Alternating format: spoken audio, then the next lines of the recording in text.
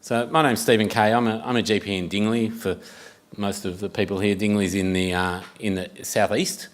My practice is just near Moorabbin Airport, near the DFO. So it's there. I've got two sites with 15 consulting rooms and doctors. So a reasonable sized practice, and I've been on, as we said before, on the e-health and practice systems expert committee now for 3 or 4 years. Previously, I was chair of a division, the Bayside division of general practice, and deputy chair of the Bayside Medicare Local, and in fact wrote the constitution for one of the PHNs. So I've been sort of around for a while, but not in the West. So lovely to see you all here tonight, and lovely that Collingwood has made the grand final. And so the question that usually when I start this, I'm up at the other end, the beginning part, and so the first hand-up question is whether you prefer me with the beard or without the beard. So can I have a hand up with the beard, please? Who prefers with the beard? And without the beard?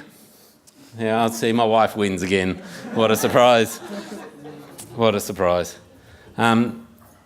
So we've heard a lot about My Health Record and shared health summaries today from Rob, which has been fantastic, and a lovely introduction to how it goes. In reality, this system has been around for 6 years already, so we should know about it. And I'm terribly surprised that we don't know about it, that our colleagues don't know about it. So that's the generation of this talk, really, is to educate, but it's also just to familiarise and get us to a state where we can talk to our patients about it, where it's going to go and how we're going to use it. So perhaps I could have some hands from the audience if someone can imagine a scenario that might be worthwhile using their My Health Record for. Has anybody got any scenarios off the top of their head that they may be able to consider, or in fact are real scenarios that they could imagine or have used themselves? Don't all jump at once, because I'll chuck some in then. No? Oh, here we go. On insulin, yep. A scenario that is in fact Rob's scenario is that a patient forgets his insulin at home and ends up travelling and goes to the doctor in wherever, Cootamundra, where was it? Burke. In Burke, right? Not back of Burke, but actual Burke. Went to the doctor in Burke and needed to get a repeat prescription of his insulin, but didn't remember the name of the insulin. Right, so the doctor then looked up his My Health Record and not only got the name but the dose and when it was last prescribed. Right? It was a very simple scenario, but clearly had tremendously positive effects for the patient.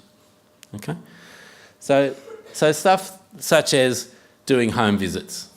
Right, so home visits that we in general practice consider normal home visits are when we go out and see our own patients. That's the usual mindset, which is fine and can certainly be used. However, if the deputising service goes and sees your patient, then the deputising service is out in the middle without a bat. Okay? They don't know anything about the patient. The patient may be a terrible historian and may not be able to give the appropriate information. And I'm not talking rocket science information, I'm talking about allergy to penicillin information. Okay? Simple stuff that may well be able to be accessed by a portable device by the doctor to log in through his server, so go in through a VPN, go in through his server and have a look at the patient, look at the patient's My Health Record in order to glean as much information as is available and therefore improve their clinical outcomes because of that. We've all got patients, we've all got lots of patients who are in that recreational period where they are grey nomads and they're travelling all over the country. So they're seeing not their usual doctor. So they've got a potential to get a huge amount of benefit from having a summary for their now new doctor, for their itinerant, spontaneous event type doctor, to therefore have a summary to work with. So good for the doctor and good for the patient. So instead of preparing a summary on a piece of paper for the patient to take with them, you can prepare a My Health Record shared health summary to be with the patient wherever they go. Okay? Same thing, the manila folder scenario, the same process, but in an electronic form. And likewise, if the patients end up in an emergency department, and my son was asking me 2 days ago to give an example of how My Health Record or how eHealth can improve someone's health. And he's a youth leader. And so I said, well, one of your kids on camp gets meningitis and goes to the local emergency department for treatment and is sitting there, is semi-comatose and clearly needs some antibiotics, and the kid is allergic to penicillin. So, I don't use penicillin, it can be anything. So it's clearly of great advantage for the doctor to know that piece of information, because the parents may not be able to be contacted, the camp may not have that information. So there are pearls there. Now, not necessarily as dramatic, but certainly there's value. There is intrinsic value to this process. So the concept that our patients live and breathe outside of our own consulting rooms and away from our clinical notes and away from our interaction with them, so is very important. And what we're giving them with a My Health Record is access to some of the important bits of information to use when they're not with us. Does that make sense? I don't want to sound silly. We've got to make it sensible. There we go, sorry. So on practical terms, we should discuss how our workflow will be changed or will be improved, or will it be affected really in any way. Now, as Rob has described, you need to have the security codes inside your own computer systems within your practices. So that's the practice manager's job by and large. They communicate with the agency or with the help of the PHNs to get the security codes all lined up. It does take a number of signatures, that is certainly true. Once it's done, it's fine. And I imagine that many of your practices, especially if they're accredited and especially receiving the EPIP, will already have that in place. So once you have the security coding and the setup, then the uploading of a shared health summary, and that's the predominant thing that we will be doing, to upload the shared health summary, is actually a very simple 2 or 3 click process. It's very simple. What the challenge is exactly as Rob described, is to curate the medical record, so to get data which is of high quality and represents the patient. So there's useful functional information in the medical record ready to be uploaded into the My Health Record, right, as a shared health summary. So you make it valuable, clinically relevant, useful for the patient, useful for colleagues when they see the patient at a later time. So the contribution, exactly as Rob has said, the contribution to the My Health Record really comes in a couple of forms, passive and active.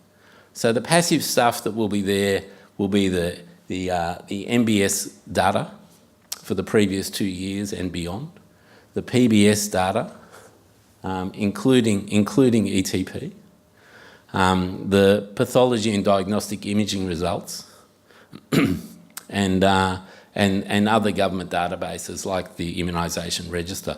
Now, we mentioned the pathology results before and imaging.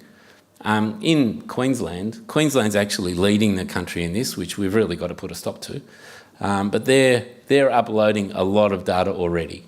And so most Queensland doctors are very comfortable with downloading the data that has been uploaded, of looking in people's My Health Records, because they're already involved in that. It's already happening. So it's happening from the public hospitals, and it's happening from the Sonic version in Queensland. So it won't be long before it comes here for pathology. Diagnostic imaging will also come into being in a relatively short period of time. So then the active use of My Health Record is obviously when we're uploading documents into it and when we're downloading documents from it. So that's exactly as we said. Predominantly, we as GPs will be using the shared health summaries and the event summaries, but there are other documents sitting in there. And as we said, the PBS documentation is really very, very useful. certainly at the minute. So the requirements that are needed for My Health Record, again, as we've said, that there's the initial setup of the practice. There needs to be some training for users within the practice, as well as so that's the clinicians. There's a process of having designated responsible people within the practice. So the practice managers can be, usually the principal and the practice manager are designated responsible officers for the My Health Record. And then you need to have an instruction booklet needs to be written, and there needs to be an ongoing instruction education program within each practice. Now, all of that's the rules, and when things change, that then needs to be enacted. Having a policy will become part of your practice policies, which of course you use for accreditation anyway. So that's just yet another document to use from which is expected. As part of that accreditation and PIP receipt process, the EPIP comes in, and really you have to look at the EPIP and you think, why is the EPIP present? And it's really an incentive to keep up to date, to lead, to use our data that we've been collecting now for 15 or 20 years, to actually use it in a functional, improved clinical outcome fashion to help your patients, really for clinical benefit. So that's what we're trying to do. That's what the system is trying to encourage us with the EPIP. And part of the EPIP is that we have updated software and the various steps, the 4 or 5 steps, and one of the steps is to interact with My Health Record.